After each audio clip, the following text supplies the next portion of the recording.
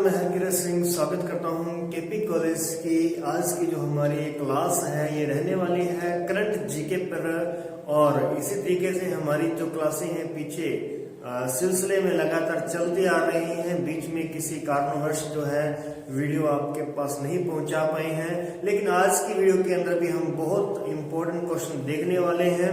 तो चलिए शुरू करते हैं एक सुविचार के साथ में। जो पानी से नहाएगा वो सिर्फ लिबास बदलेगा, जो पानी से नहाएगा वो सिर्फ लिबास बदलेगा, और जो पसीने से नहाएगा वो इतिहास बदलेगा। तो जी हाँ दोस्तों, देखो आप क्या होता है कि अपन पसीने से नहाने का मतलब ये नहीं है कि किसी ने पसीना जिसको आया है वो उसका पसीना लेकर के वहां से नहा लो, नहीं भाई, इसका कतई भी ये अर्थ नहीं है कि आप इस तरीके का करें। इसमें क्या होता है कि आपको खुद कड़ी मेहनत करनी है, यानी इस बात के पीछे जो छुपा हुआ राज है आपको उस पर ध्यान देना है।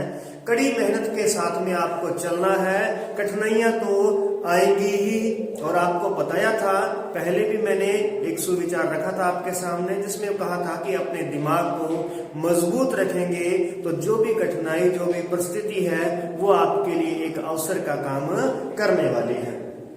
तो ये था हमारा आज का सुविचार। इसी के साथ बढ़ते हैं आज के पहले प्रश्न की तरफ, जिसमें दिया गया है कि किस वन्य जीव अभयारण्य में इंडियन राइनो विजन 2020 एक प्रोग्राम चलाया गया था। इंडियन राइनो विजन प्रोग्राम था 2020 के अंदर जिसको चलाया गया, उसका सफलता पूर्वक, यानी कि उसने सफलता अचीव कर ली है। ये सफलता कहां पर अचीव की गई है? तो ये है पोबीतोरा वन्य जीव अभयारण्य। पोबीतोरा वन्य जीव अभयारण्य है जो कि कहां पर है? असम के अंदर है। ये असम में स्थित है और 1987 के अंदर ये शुरू किया गया था पोबीतोरा वन्य जीव अभयारण्य। ठीक है, अब ये क्या कहां पर स्थित है? तो ये मोरी गांव में स्थित है। जो इसका मोरी गांव जिला है, इसकी तहसील है, और गुवाहाटी के से कितना दूर है? 45 किलोमीटर यहाँ से दूर है। तो मोरी गांव जो है इसका जिला है अभी। तो पोबीतोरा इसका नाम क्या रखेंगे? पोबीतोरा जो है ये भारत के अंदर सबसे अधिक राइनो के लिए जाना जाता है। सबसे अधिक राइनो के लिए जो जाना जाता है ये कौन सा अभयारण्य है? तो पोबीतोरा अभयारण्य है, ध्यान रखेंगे। और यह राइनो के अलावा, राइनो यानी गेंडा, गेंडे के अलावा गेंडा, यहाँ पर गेंडा है, और इसके अलावा यहाँ पर तेंदुआ है और फिशिंग कैट है। तेंदुआ है, फिशिंग कैट है, और यहाँ पर जंगली भैंसे हैं। जंगली भैंसे जो होती हैं इस प्रकार की है, और ये होता है चाइनीज पैंगोलिन भी। चाइनीज पैंगोलिन, इसे चाइनीज पैंगोलिन कहते हैं। तो ये यहाँ पर पाए जाने वाले जो है अन्य जानवर अपन कह सकते हैं यहाँ पे। क्लियर है? तो ध्यान रखिएगा। इसके बाद में आगे बढ़ते हैं। तो हाल ही में कितने बच्चों को प्रधानमंत्री राष्ट्रीय बाल पुरस्कार 2022 वितरण किया गया? किन्हें दिया गया? ये क्या होता है कि 26 जनवरी के मौके पर प्रधानमंत्री के द्वारा, यानी उच्च अपन जो क्वालिटी के कह सकते हैं, जो कैसे बच्चे होते हैं, इन बच्चों को नवाचार, सामाजिक सेवा, शैक्षणिक क्षेत्र, खेल, कला और संस्कृति और वीरता की श्रेणी होती है। यानी जो इनके अंदर महारत हासिल कर चुके हैं छोटी सी उम्र में ही, जो इतना कुछ, यानी कि किसी भी क्षेत्र के अंदर जो अचीवमेंट कर चुके हैं, जो यहाँ पर प्रतियोगिताएं जो होती हैं, चिल्ड्रन की जो प्रतियोगिता होती है, बच्चों की जो प्रतियोगिताएं होती हैं, उन्होंने उन प्रतियोगिताओं को हासिल किया होता है, जीत दर्ज की होती है वहां पर, और उनका कहीं ना कहीं राष्ट्रीय, मतलब भारत की राष्ट्रीय बुक के अंदर या एशिया राष्ट्रीय बुक के अंदर इनका नाम कहीं ना कहीं दर्ज हुआ होता है, इनकी एक अलग ही प्रशंसा को लेकर के। तो ये कितने बच्चे हैं? तो ये 29 बच्चे हैं। 29 बच्चों को प्रधानमंत्री के द्वारा ये प्रधानमंत्री राष्ट्रीय बाल पुरस्कार जो है 2022 दिया गया। अब ये जो दिया गया है ये ऑनलाइन माध्यम से इनको दिया गया है। ऑनलाइन माध्यम से इनको सर्टिफिकेट जारी किया गया है और इसके साथ ही इनको एक पदक दिया जाता है। एक तो इनको पदक देते हैं, 1 लाख रुपए की यहाँ पर इनको राशि दी जाती है, 1 लाख रुपए का सम्मानित पुरस्कार दिया जाता है। और ये जो होते हैं ये एक अपने इसको क्या किया जाता है, पत्रक दिया जाता है, यानी कि सर्टिफिकेट दिया जाता है।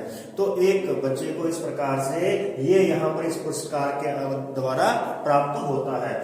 और यहाँ पर आप देखेंगे कि ये 29 बच्चों में से ध्यान रखेंगे 15 जो बॉयज हैं और 14 यहाँ पे कौन है, गर्ल्स हैं।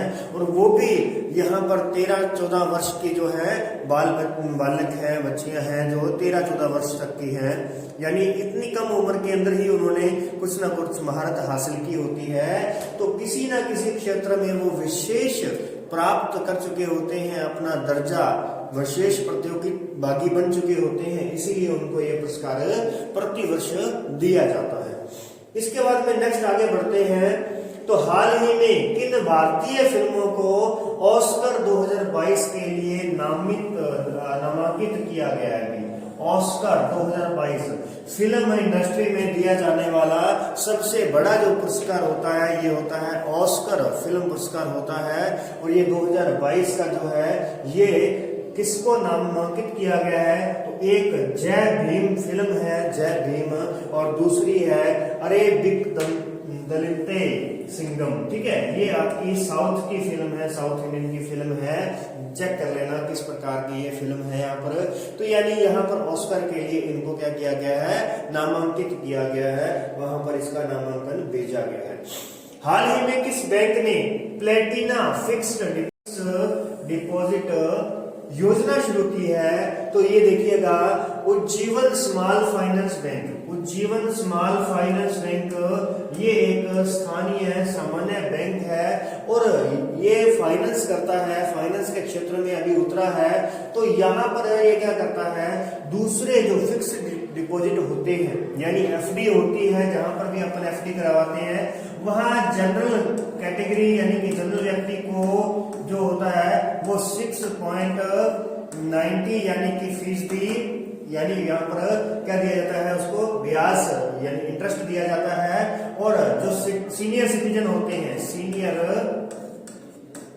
सिटीजन होते हैं, उनको यहाँ पर दिया जाता है 7.65% इंटरेस्ट दिया जाता है, नॉर्मल जो अन्य बैंक होते हैं उसमें। लेकिन यहाँ प्लैटिनम फिक्स्ड डिपॉजिट के अंतर्गत क्या किया जाएगा, यहाँ जनरल लोगों के लिए इंटरेस्ट रेट कितना रहेगा, 15% बढ़ा करके 0.15% इसको बढ़ा करके दिया जाएगा। यहां से 15 बढ़ाएंगे तो ये कितना हो जाएगा हमारे पास में 7.05 हो जाएगा, और यहाँ पर 15 बढ़ाएंगे तो ये हो जाएगा 7.80 हो जाएगा। तो ये ध्यान रखना है, ये फिक्स्ड डिपॉजिट स्कीम लेकर के आया है प्लेटिना, और कौन लेकर के आया है, उज्जीवन स्मॉल फाइनेंस बैंक लेकर के आया। लेकिन इसकी यहाँ पे कुछ शर्तें हैं कि ये जो किया जाएगा 990 दिनों का डिपॉजिट होता है, 990 दिनों का यहाँ पर डिपॉजिट है, और इसमें कम से कम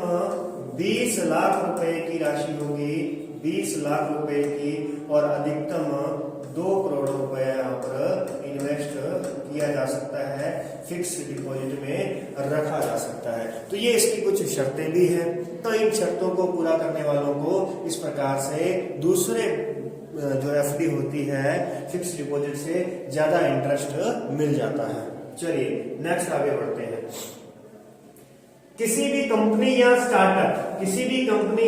स्टार्टअप को का मूल्यांकन अगर $10 बिलियन से $10 बिलियन के पार हो जाए, $10 बिलियन के पार हो जाए तो उसे क्या कहते हैं? तो ये 3 कैटेगरीज होती है, यूनिकॉर्न होता है, डेकाकॉर्न है, हेक्टोकॉर्न। Unicorn, decacorn, हेक्टोकॉर्न। अब इसमें छोटी इकाई जो है वो यूनिकॉर्न है। ये होता है जब कंपनी, कोई भी स्टार्टअप कंपनी $1 अरब की हो जाती है, उसका वैल्यूएशन $1 अरब का हो जाता है, यानी कि 1 बिलियन का हो जाता है, तो उसे किस कैटेगरी का दर्जा प्राप्त हो जाता है, यूनिकॉर्न का।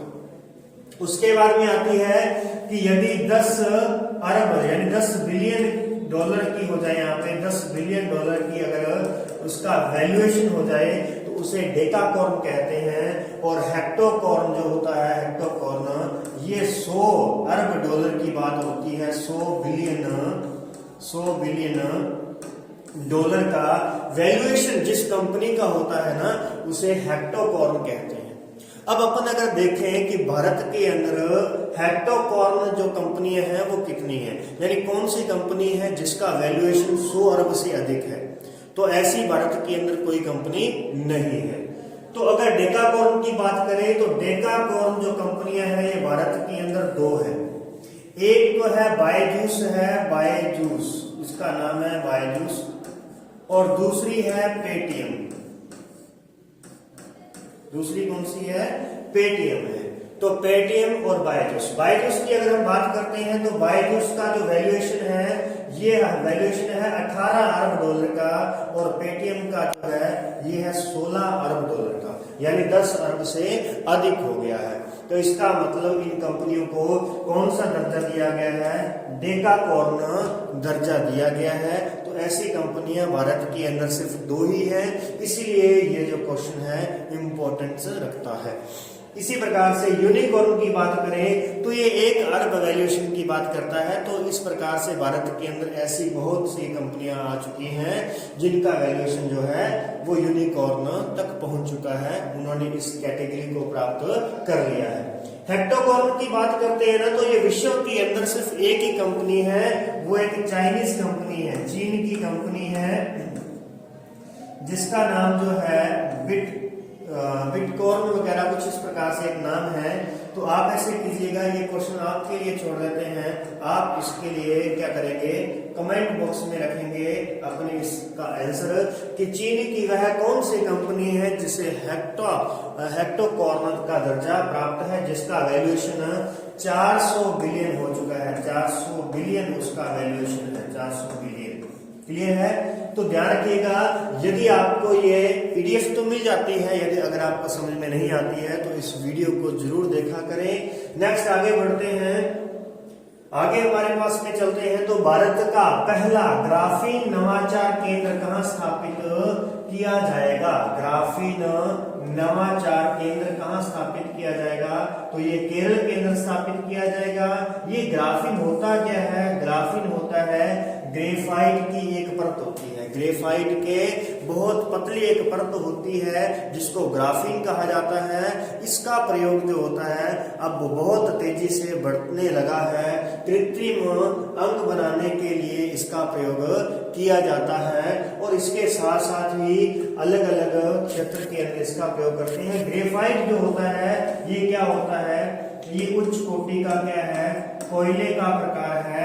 कोयला नहीं कह सकते, यहाँ हम इसे कहेंगे कार्बन की मात्रा इसमें क्या होती है? उच्च कोटि की होती है। यहाँ पर क्या होती है? कार्बन।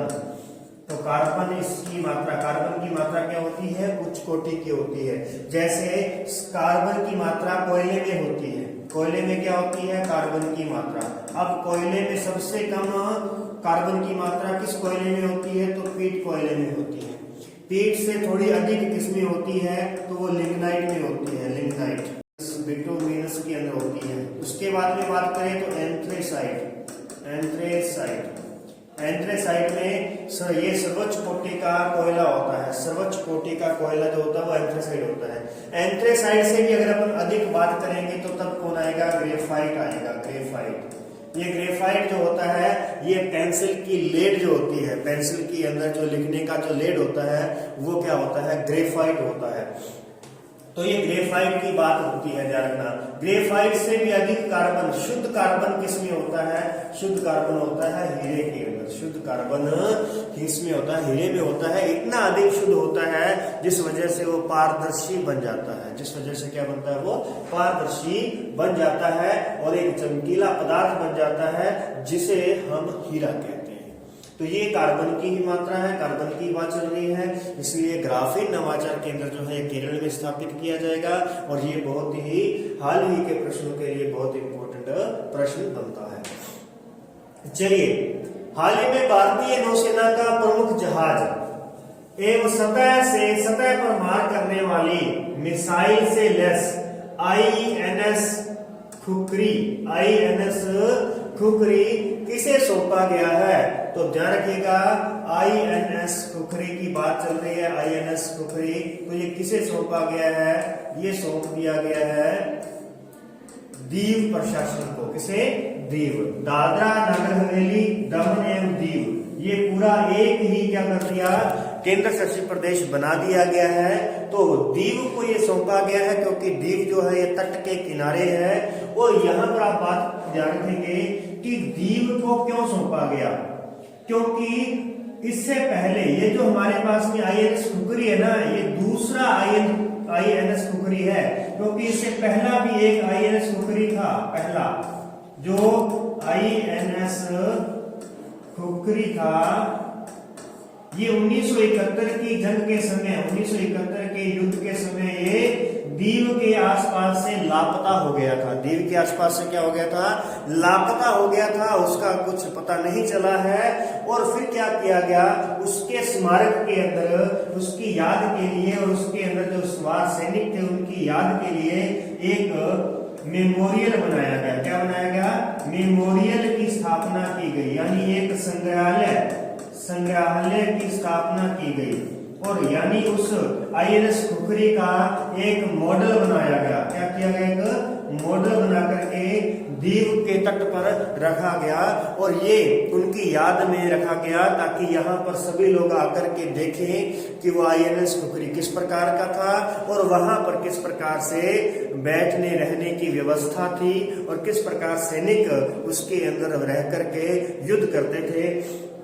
तो उसके लिए एक मेमोरियल यानी स्मारक बना दिया गया, संग्रहालय बना दिया गया। उसके बाद क्या हुआ कि बारी आती है दूसरा INS खुखरी की। तो दूसरा INS खुखरी जो है, इसके लिए दीव प्रशासन ने 2019 में नौसेना से अनुरोध किया कि ये हमें आप एक संग्रहालय के रूप में हमें प्रदान करें। मतलब जब क्या होता है कि जब ये जहाज अपनी सेवा मुक्त होते हैं, रिटायर किया जाता है जब इनको, तब इसे कहीं ना कहीं सुरक्षित रखा जाता है, इसको एक याददाश्त बना दिया जाता है। तो इसी इसी सिलसिले को आगे बढ़ाते हुए जो INS 2 जो था, सेकंड जो था, इसे जब यानी सेवा मुक्त किया गया, इसे सेवा मुक्त किया गया है 23 दिसंबर 2021 के अंदर। 23 दिसंबर 2021 के अंदर इसे सेवा मुक्त किया गया। 32 वर्षों की कड़ी इनके यानी सेवा के बाद 32 वर्षों का इनका जो सेवा काल था, 32 वर्षों का सेवा काल इन्होंने पूरा किया है INS खुखरी 2 ने। और इसके बाद इसे 23 दिसंबर 2021 को रिटायर कर दिया गया। अब रिटायर करने के बाद में दीव प्रशासन को सौंप दिया गया और दीव प्रशासन के पास ये पहुंचा है 14 जनवरी को। कब पहुंचा है? 14 जनवरी 2022 को ये दीव प्रशासन के पास में पहुंचा। तो ये जो है ये INS 2 है खुखरी जो है, पहला जो था 1971 की जंग के समय दीव के आसपास लापता हुआ था, जिसकी याद के लिए एक संग्रहालय की स्थापना की गई थी और संग्रहालय बना दिया। इसीलिए जब इसको लगा, दीव प्रशासन को लगा कि अभी इसको रिटायर किया जाएगा, तो इन्होंने पहले ही अनुरोध कर दिया किससे? नौसेना से। तो नौसेना ने जब इसको रिटायर किया 23 दिसंबर 2021 को, तो सौंप दिया किसे? दीव प्रशासन को। तो ये ध्यान रखना अपने को कि INS खुखरी किसे सौंपा गया है? दीव को। और इसी के साथ जुड़े हुए प्रश्नों में से प्रश्न अपने लिए पूछा जा सकता है। ठीक है, चलिए आगे बढ़ते हैं। बात आती है हाल ही में जारी भ्रष्टाचार बोध सूचकांक 2021। भ्रष्टाचार बोध सूचकांक 2021 यानी CPI। तो CPI में भारत कौन से स्थान पर रहा है? तो भारत कौन से स्थान पर रहा है? तो चलिए देखिए, ये भ्रष्टाचार बोध सूचकांक जो है ये ट्रांसपेरेंसी इंटरनेशनल जो एक संस्था है उसके द्वारा जारी किया गया है। ये इंटरनेशनल जो संस्था है ये एक स्थानीय संस्था है इंटरनेशनल की, और ये इसका जो मुख्यालय है ये बर्लिन के अंदर है। कहाँ पर है? बर्लिन में है। जर्मनी की राजधानी है बर्लिन। तो बर्लिन जो है जर्मनी की राजधानी है। तो यहाँ पर ट्रांसपेरेंसी इंटरनेशनल ये जो संस्था इसका मुख्यालय है। अब इसने क्या किया, 180 देशों के एक लिस्ट बनाई, 180 देशों से वहां के जो कारोबारी है और जो वहां की जनता है, यानी कि वहां के जो अधिकारी हैं, उनसे जब ये बातों का पता किया गया कि भी आपके यहाँ पर, यानी एक सर्वे किया गया, उस सर्वे के अंदर पाया गया कि कौन सा देश सबसे अधिक भ्रष्ट है और कौन सा सबसे कम। तो इसके 0 से 100 का, 0 से 100 का, ये 0 से 100 अंक दिए गए, ये 0 से 100 अंक दिए गए। इसमें सबसे पहले नंबर पर, पहले स्थान पर डेनमार्क रहा है और जिसके पक्ष में 88 अंक आते हैं, यानी 88 अंक प्राप्त करके डेनमार्क सबसे शुद्ध यानी कि कम भ्रष्टाचार वाला क्या बन गया है, यहाँ पर सबसे कम भ्रष्टाचार वाला एक देश बन गया है, पहले स्थान पर आ गया है। अब भारत 85वें स्थान पर है, तो भारत को अंक कितने मिले हैं, तो भारत को अंक मिले हैं 40। कितने अंक हैं भारत के पक्ष में, 40 अंक हैं। ये चीज इंपॉर्टेंट है। हालांकि मैंने यहाँ पर लिख दिया पहले से, तो इसका मतलब ये नहीं है कि अपन सिर्फ इतनी बातें पढ़ेंगे, नहीं, अभी और भी बातें यहाँ पर आपके लिए ये बातें पेंडिंग है, तो ये आपने बात ध्यान रखनी है। यदि हम बात करते हैं 2020 की, तो 2020 के अंदर भारत का जो स्थान था वो 86वां स्थान था, 2020 के अंदर 86वां स्थान था और 2021 के अंदर 85वां स्थान आ गया है, यानी एक स्थान ऊपर उठ चुका है। तो ऐसे ऐसे एक नंबर की तरफ जब अपन बढ़ेंगे, तो एक नंबर की तरफ, पहले स्थान की तरफ जब अपन बढ़ेंगे तो हमारे भ्रष्टाचार में क्या आएगा, सुधार आएगा। लेकिन यहाँ अंक कितने चाहिए होंगे, अंक हम 100 की तरफ बढ़ रहे होंगे, अंक कहाँ 100 की तरफ हम बढ़ रहे होंगे, तो ये हमारे पास में बनेगा। जैसे यहाँ पर देख लेते हैं अपन कि जिसे 0 अंक मिलेगा, 0 अंक मिलेगा, वो सबसे अंतिम होगा, वो सबसे भ्रष्ट देश होगा। और जो सबसे, जिसको 100 अंक मिलेंगे, 100 अंक मिलेंगे, वो शुद्ध देश कह सकते हैं। अपने यहाँ पे क्या कहते हैं, शुद्ध। अब क्या हुआ, 88 अंक किसने प्राप्त किए हैं, ये प्राप्त किए हैं डेनमार्क ने, डेनमार्क ने 88 मिले हैं। अब ये 88 प्राप्त करके किस स्थान पर आ गया, पहले स्थान पर आ गया है। उसके बाद अपन बात करते हैं भारत की, तो भारत ने 40 अंक प्राप्त किए हैं, 40 अंक प्राप्त किए हैं। तो 40 अंक प्राप्त करके भारत कौन से स्थान पर आ चुका है, तो 85वें स्थान पर आ चुका है, 85वें स्थान पर आ चुका है। और सबसे कम की बात करते हैं तो 13 अंक प्राप्त करके, 13 अंक प्राप्त करके लीबिया जो है, लीबिया, सीरिया, ये जो देश है, ये सबसे कम यानी सबसे लास्ट नंबरों पे रहे हैं, तो अंतिम नंबरों पर रहे हैं, तो अंतिम नंबरों पर रहे हैं, यानी कि यहाँ पर भ्रष्टाचार बहुत अधिक बढ़ा हुआ है। यदि हम बात करते हैं अपने पड़ोसी देश के पाकिस्तान की बात करते हैं, पाकिस्तान, तो पाकिस्तान का जो है स्थान की बात करते हैं तो 140वां स्थान आता है। अफगानिस्तान की बात करते हैं, अफगानिस्तान, तो अफगानिस्तान का 174वां स्थान आता है, 174वां, कितने में से, 180 में से, 180 में से 74वां स्थान यहाँ पर किसको मिलता है, अफगानिस्तान को। हालांकि जो श्रीलंका है वो भी अपनी यानी कि जूझ रहा है अपनी इस व्यवस्था के साथ, तो श्रीलंका ने प्राप्त किया है, श्रीलंका, तो श्रीलंका ने 102वां स्थान प्राप्त किया है। तो इसीलिए ये श्रीलंका भी अपने से नीचे है, यानी अपने से अधिक भ्रष्ट है। परंतु ये स्थान अपने लिए ये भी बहुत ही खराब स्थिति लेकर के आया है, क्योंकि हमें 40 ही अंक यहाँ पे प्रदान किए गए हैं। तो यहाँ पर अभी बहुत अधिक सुधार की आवश्यकता है। तो इस रिपोर्ट के द्वारा बहुत हलचल पैदा हो चुकी है भारत के अंदर, है ना। तो ये लोकतंत्र को खतरा की बात यहाँ पे बताई जा रही है। तो इस प्रकार से आप इसे ध्यान रखेंगे। चलिए नेक्स्ट बढ़ते हैं, अंत देखते हैं। पद्म पुरस्कारों की बात करते हैं। 2022 के जो पद्म पुरस्कार हैं, जिसमें से पद्म विभूषण जो दिया गया है वो 4 लोगों को पद्म विभूषण दिया गया है। प्रभा अश्रे कला के क्षेत्र में दिया गया है, जो कि महाराष्ट्र से है। राधेश्याम खेमका, इनको मरणोपरांत पद्म विभूषण दिया गया है, जो कि सर्वोच्च दर्जे का होता है। 3 हमारे पास में पद्म पुरस्कार है, पद्म विभूषण, पद्म भूषण और पद्म श्री। तो इसमें सर्वोच्च दर्जे का पद्म विभूषण होता है, जो 4 लोगों को मिला है। तीसरे हैं जनरल बिपिन रावत, हाल ही में जिनके हेलीकॉप्टर के चलते यानी वो स्वर्गवास हुए थे, वो और उनकी पत्नी, तो उसे मरणोपरांत क्या दिया गया था, सिविल सेवा के क्षेत्र में उन्हें पद्म विभूषण दिया गया है। और ये कहां से थे, उत्तराखंड से। कल्याण सिंह मरणोपरांत, और ये थे सार्वजनिक मामले के क्षेत्र में, इनको पद्म विभूषण दिया गया है, और ये थे कहां से, उत्तर प्रदेश से। पद्म भूषण की बात करते हैं तो ये कुल 17 दिए गए हैं, और पद्म श्री की बात करते हैं तो 107 दिए गए हैं। पद्म श्री 107, पद्म भूषण 17, और उससे पद्म विभूषण की बात करें तो 4 ही प्राप्त हुए हैं।